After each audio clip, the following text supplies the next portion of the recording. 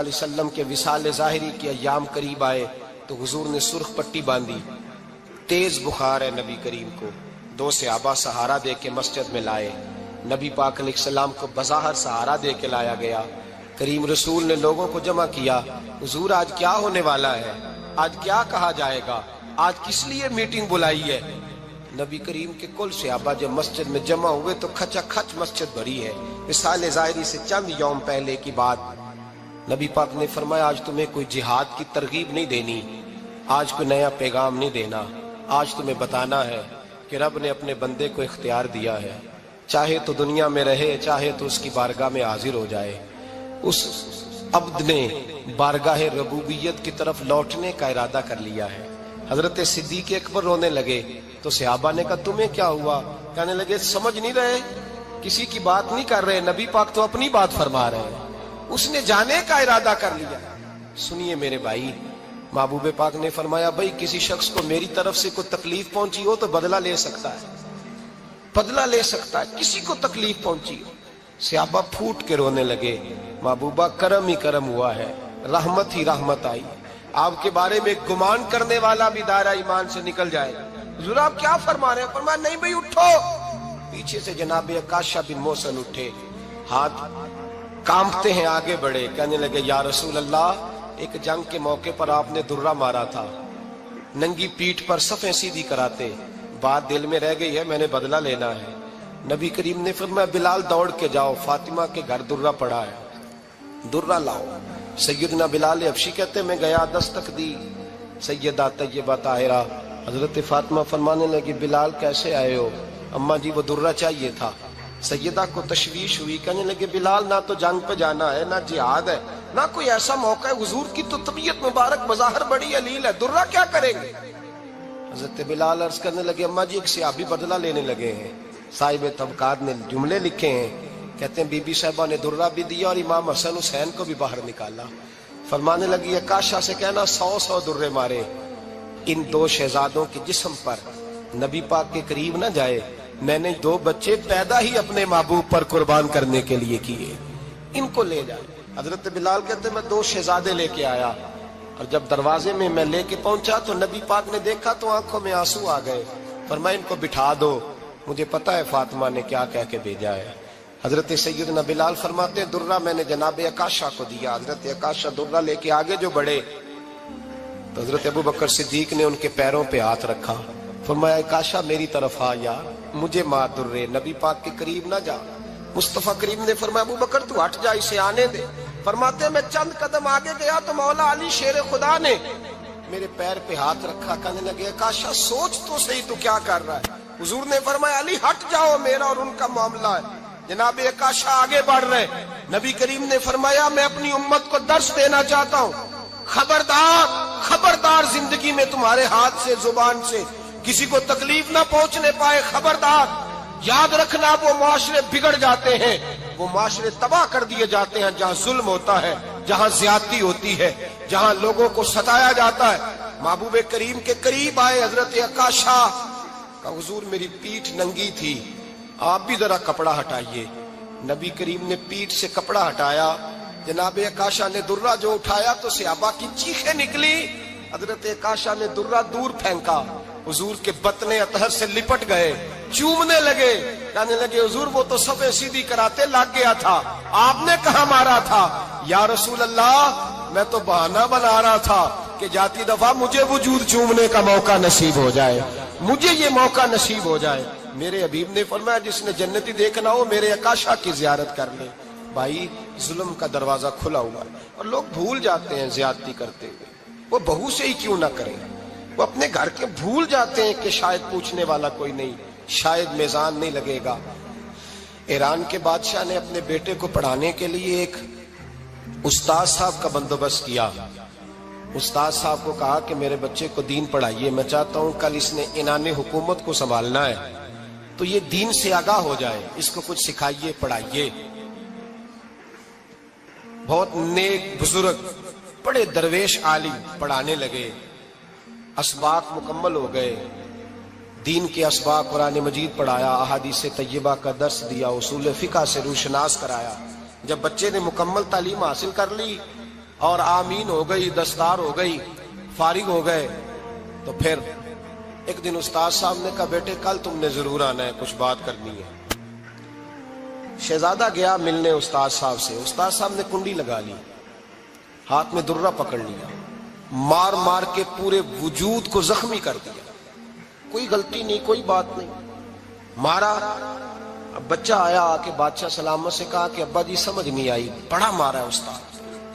تو سیانے تھے نا بادشاہ، یہاں تو قاری صاحب روز کٹہرے میں کھڑے ہوتے ہیں، مولوی صاحب آپ نے میرے بچے کو کیوں مارا ہے؟ آپ 8,000 کے مولوی ہیں، میرا کئی کروڑ کا بچہ ہے، سویرے بدل لیں گے، خبردار آپ نے بچے کو ہاتھ لگایا، اپنی حیثیت میں رہے معاذ اللہ۔ جو قومیں استادوں کو کٹہروں میں کھڑا کرتی ہیں وہ ترقی نہیں کر پاتی، جو استادوں کو کٹہروں میں روز کھڑا کرتے ہیں۔ کہا ابا جی بڑا مارا ہے، تو والد بڑے سمجھدار تھے، کہنے لگے بیٹا استاد باپ ہوتا ہے، وہ زیادتی نہیں کرتا، کوئی بات ہوگی، میں تیرے استاد کو کٹہرے میں نہیں بلاؤں گا۔ اماں سے بات کی، اماں کہنے لگی بیٹا میں تیرے باپ سے کیسے بات کروں، ڈر آتا۔ وقت گزر گیا، 22 سال بیت گئے، 22 سال گزر گئے، بادشاہ کا انتقال ہوا، شہزادہ تخت پہ بیٹھا، پہلا حکم یہ دیا کہ میرے استاد کو بلاؤ، پہلا حکم۔ استاد جی بوڑھے ہو گئے تھے، چھڑی کے اوپر ٹیک لگا کے آئے اور بھویں سفید ہو کے جھک گئی تھیں، یوں آنکھ کھول کے بڑی مشکل سے دیکھا، کہنے لگے شہزادے حکم ہو۔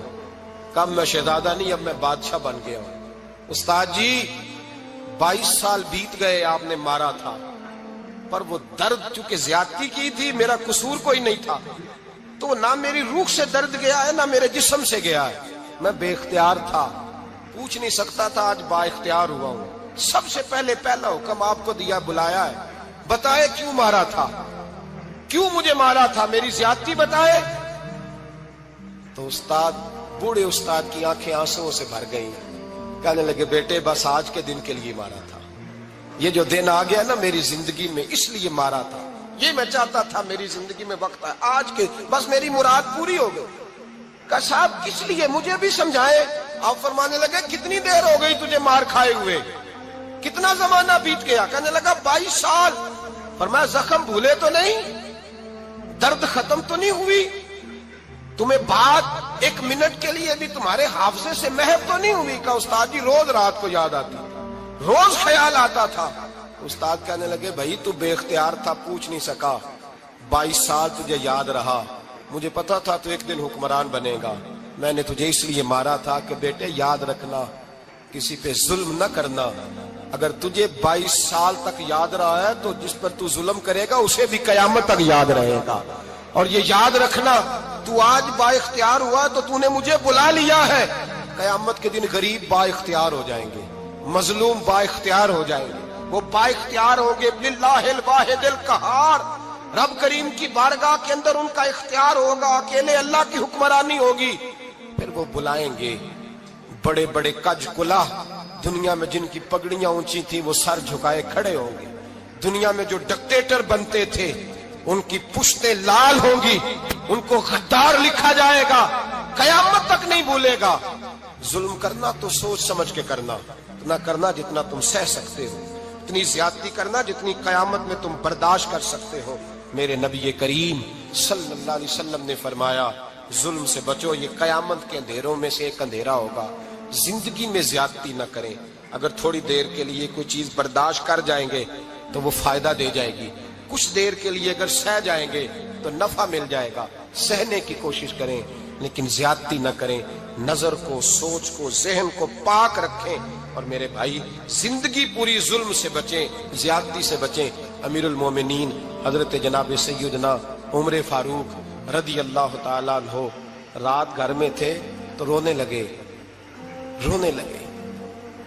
بڑی دیر تک روتے رہے، والدہ اٹھی تو صاحبزادے سے کہنے لگی پتہ کرو تمہارے باپ کو کیا مسئلہ ہے۔ شہزادے آئے، کہنے لگے امیر المومنین والد گرامی کیا ہوا؟ تو حضرت عمر فاروق کہنے لگے بیٹا اپنی اماں کو بلاؤ۔ والدہ آ گئی، کیا بات ہے، کچھ طبیعت خراب ہے تو حکیم کا بندوبست کیا جائے۔ تو حضرت عمر کہنے لگے کچھ بھی نہیں، آج مسجد سے نکلا ہوں تو نبی پاک کے صحابہ میری تعریفیں کر رہے تھے۔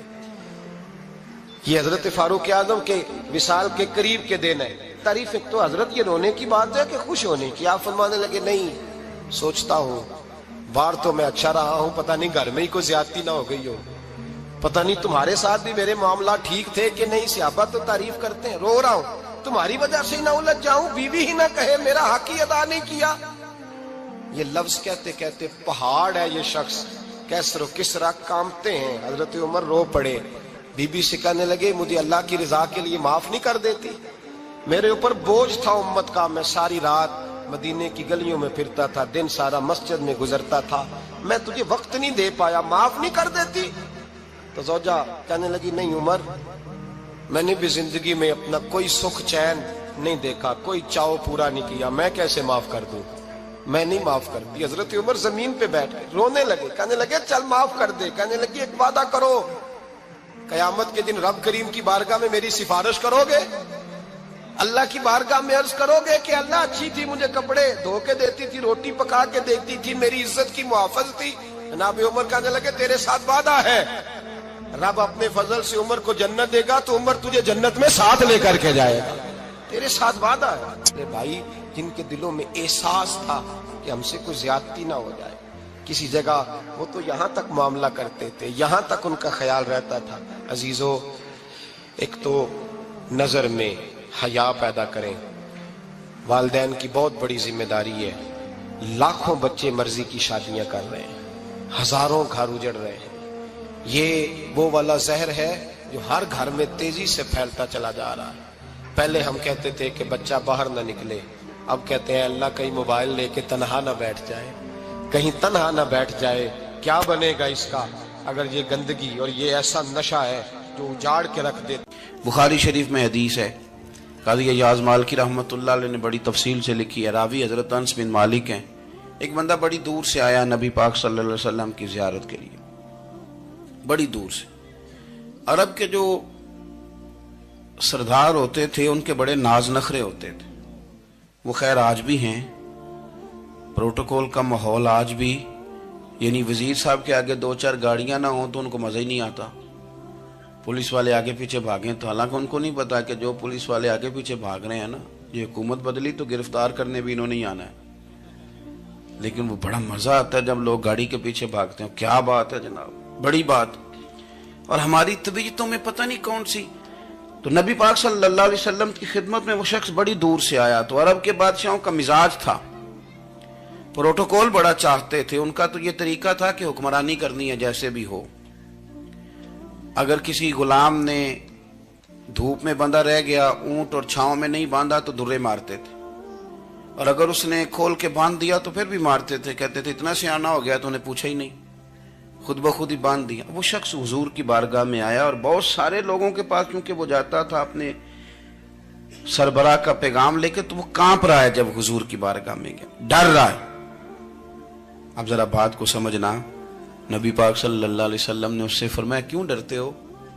سادہ آدمی ہے، دیہاتی ہے، بدو ہے۔ اللہ کے رسول نے تھپ کی دی، کیوں ڈرتے ہو؟ تو کہتے حضور مجھے آداب نہیں آتے اور مجھے ڈر آتا ہے، کوئی بات اگر ایسی ہو گئی، آپ مدینے کی حکومت کے سربراہ ہیں، تو کہیں آپ ناراض نہ ہو جائیں۔ حضرت انس بن مالک فرماتے ہیں بات کہاں کی تھی، پہنچ کہاں گئی؟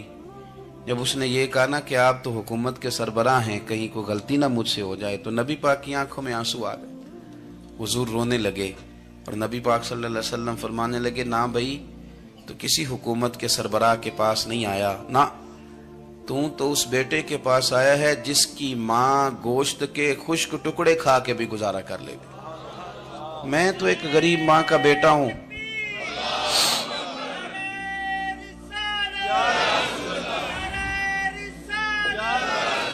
بھائی اگر آپ کا یہ ذوق بن جائے، دیکھو نا آج تو لوگ بھول جاتے ہیں نا، کپڑے بدل لیتے ہیں تو وہ سمجھتے ہیں کہ شاید سارا کچھ ہی بدل گیا، یعنی گاؤں سے آ کر پڑھنے والے بھول ہی گئے ہیں کہ کس کی ماں نے کتنا زیور بیچا تھا۔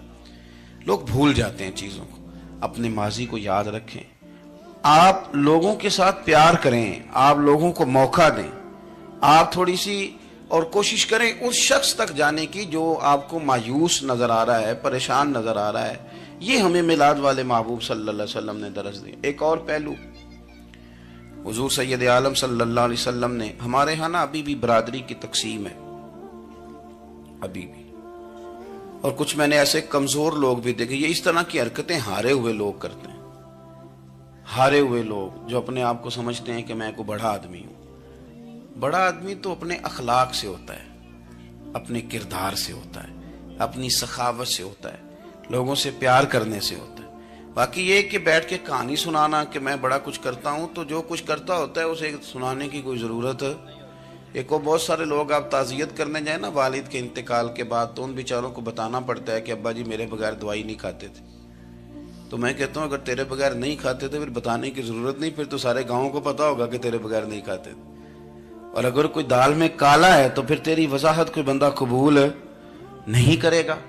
تو آپ کو بتانا کیوں پڑ رہا ہے, اور آپ بار بار اس بات کا ذکر کیوں کر رہے ہیں کہ ہم بہت بڑے قبیلے کے ہیں؟ صاحب اگر آپ بڑے قبیلے کے ہیں تو پتا ہوگا سارے علاقے کو آپ کتنا لوگوں کا خیال کرتے ہیں, آپ کس قدر محبت کرتے ہیں, آپ کا انداز کریمانہ کس طرح کا. پھر آپ کو بتانے کی کوئی ضرورت نہیں ہوتی, پھر خود بخود خبر ہوتی. حضرت سیدنا ابو ذر غفاری رضی اللہ تعالیٰ عنہ, قبیلہ بنو غفار ایک بڑی شاخ تھی قبیلوں میں سے. جو لوگ اس زمانے میں مالدار قبیلوں سے تعلق رکھتے تھے ان میں سے ایک بڑا نام تھا. ساری زندگی چودراہٹ کی, لیکن میلاد ایک انقلاب کا نام ہے. میں میلاد منانے والے دوستوں سے گزارش کرتا ہوں کہ آپ ہر سال میلاد منائیں, اور ہر سال میلاد کے بعد آپ تھوڑے بدل بھی جائیں, یعنی تھوڑے سے بدل جائیں. کچھ لوگ کہیں یار یہ داڑھی میں نے نا 12 ربیع الاول والے دن رکھی تھی, یہ میری میلاد والی داڑھی ہے. اور داڑھی رکھیں بھی نبی پاک کی مرضی کی. کس کی مرضی کی؟ نہ ناراض ہو جائے جی میں ٹور چلا بس. کس مرضی کی جی؟ اپنی مرضی کے نہیں. داڑھی کا وزن کو نہیں ہوتا کہ پوری مٹھی رکھیں گے تو آپ کو کوئی دقت ہوگی, کوئی وزن نہیں. پوری رکھیں, جو حضور کا طریقہ مبارکہ ہے جو ہمیں ملتا ہے اس پر آپ توجہ فرمائیں. تو میں جو بات عرض کرنے جا رہا ہوں وہ میلاد انقلاب ہے. حضور سید عالم صلی اللہ علیہ وسلم کی بارگاہ میں آنے سے پہلے لوگ کچھ اور ہوتے تھے, اور یہاں سے ہو کے جاتے تھے تو پھر ان میں تبدیلی آتی تھی.